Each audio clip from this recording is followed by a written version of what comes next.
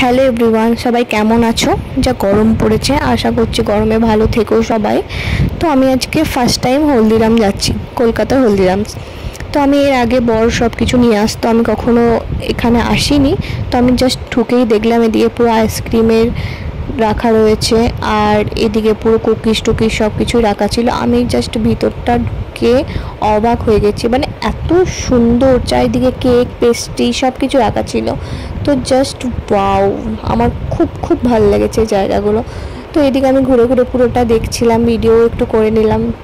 এদিকে কাজু বরফি, দেন এখানেতে লাড্ডু সব কিছু রাখা ছিল। আর এদিকে তো এসআরকের ফটো, চারিদিকে তো এসআরকের ফটো দেখে তো আরও ভালো লাগছে। এদিকে সুন্দর সুন্দর গিফট করার জন্য, কাউকে যদি গিফট করতে চাও তো সেটাও করতে পারো। এখানে সুন্দর বক্সের মধ্যে সাজানো লাচ্চা মিষ্টি সব কিছু রাখা রয়েছে। তো আমি ঘুরে ঘুরে দেখছিলাম এগুলো, আমার খুব ভালো লেগেছে জিনিসটা।